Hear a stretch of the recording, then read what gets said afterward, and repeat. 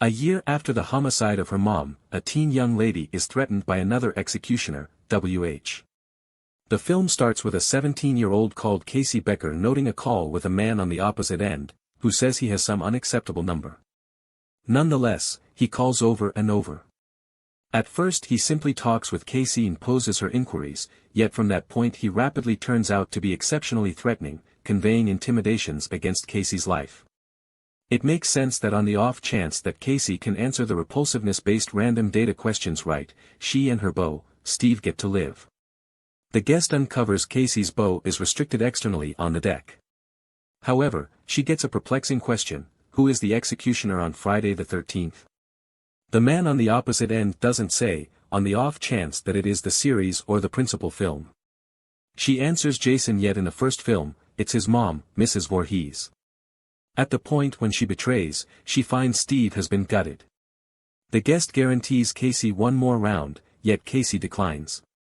She then, at that point, endeavors to get away from the house and onto the grass, however is faced by a shrouded figure wearing a cover and equipped with an enormous blade.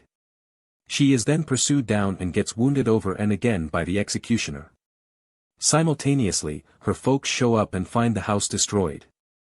Overreacting, her folks then, at that point, rush out of the house just to see Casey's body swinging from a tree in the grass.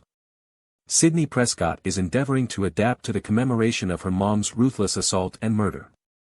The next night, the executioner starts to follow Sidney, calling and conveying intimidations. Ghostface then, at that point, breaks in and endeavors to kill Sidney, pursuing her up the steps. Nonetheless, Sidney figures out how to blockade herself in her room and afterward calls the police, constraining the executioner to escape the region. Sidney attempts to figure out the injury of being gone after and, in response to fortuitous proof, focuses an accusatory finger at her beau Billy Loomis. She chooses to remain at the home of her companion Tatum Riley and Tatum's sibling Dwight, nicknamed Dewey.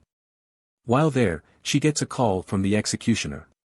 According to him, Billy Loomis isn't the executioner and she will figure out who the executioner is soon. He likewise tells her that he additionally killed her mom. Currently under significant pressure, Sidney is compelled to manage the reality of her own assault by aggressive newspaper TV newswoman Storm Climates. Storm is liable for a detailed storybook uncovering the indiscriminate undertaking between Sidney's mom and her indicted executioner, Cotton Fatigued. Her doubts that Cotton is honest are expanded through a discussion with her. Because of the spate of murders, school is before long dropped as a careful step, departing the structure briefly deserted. In spite of the end, the school chief is wounded to death by Ghostface while in his office at the school.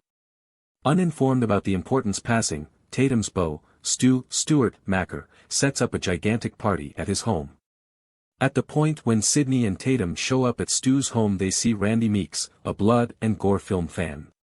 Not long after the party starts, Tatum goes to gather a few beverages from the carport, be that as it may, the entryway gets locked behind her.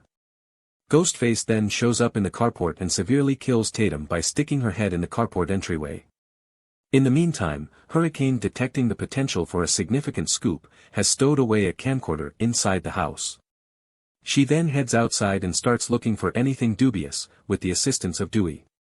The party participants before long get expression of the Central's passing and most of them head to the school, leaving not many individuals, including Sidney, alone in the house. While Sidney and Billy are higher up, the executioner shows up and wounds Billy. Sidney gets away through the window where she sees Tatum's dead body. Randy, ignorant about what's happening and watching a blood and gore film, barely maintains a strategic distance from death, when the executioner hears Sidney's shouts. Inside Storm's news van, her cameraman Kenny lets a frightened Sidney inside. Kenny and Sidney witness the executioner almost kill Randy on the video, yet it has a 30-second postponement and when Kenny ventures outside the van, his throat is sliced by the executioner. Sidney gets away from the van to find Dewey getting out of the house, however tumbles down to uncover a blade in his back. Sidney hurries to Dewey's vehicle and attempts to escape, however the keys aren't there. The executioner shows her that he has taken the keys, then attempts to kill her, yet he fizzles. Sidney runs back to the house where she views Randy and Stu, who are introduced as the last suspects. At the point when the two of them blame each other for being the executioner, Sidney doesn't have any idea who to trust and pummels the entryway right in front of them. Billy comes tumbling down the steps, alive however genuinely harmed. Billy requests the firearm that Sydney has found and she gives it to him and he opens the entryway, giving Randy access to the house. Randy raises a ruckus that Stu has gone frantic. Billy gives a shrewd grin to Randy and says, "We as a whole go somewhat distraught some of the time," then shoots Randy, who tumbles to the floor apparently dead. Billy tells Sydney the blood on his chest is corn syrup, as utilized in the development of Carrie. Sydney turns and finds Stu, who uncovers the voice-evolving box. At long last, the fact of the matter is uncovered. The homicides were arranged and completed by Billy and Stu, as a method for seeking retribution on Sydney's mom Mrs. Prescott. Sydney's mom engaged in extramarital relations with Billy's dad, Hank Loomis, and this was the justification behind the end of Billy's folks' marriage. It is additionally uncovered that it was Billy who killed Sydney's mom and not Cotton Fatigued, who was sentenced for the homicide in view of Sydney's declaration. Stu and Billy additionally uncover, they have stole Sydney's dad and it was his cell phone they used to settle on their foreboding telephone decisions. They intend to kill Sydney and edge her dad as the executioner by shooting him in the head, causing it to appear he ended it all after the homicides. Stu and Billy then cut each other in non-essential places so it create the impression that they're the main enduring survivors of Mr. Prescott's frenzy. Things start to go to pieces however, when Billy wounds Stu too profoundly and he starts to bountifully drain. Storm appears and attempts to shoot Billy, sadly the well-being is on and he takes her out. Billy is going to kill her, when Stu sees Sydney is no more. Sydney figures out how to astound and cut Billy with an umbrella and he implodes on the floor. Stu attempts to kill Sydney, yet she acquires the high ground and pushes a TV onto his head, killing him. Randy is demonstrated to be as yet alive, which he credits to the way that he's a virgin, however Billy is as yet alive and assaults Randy.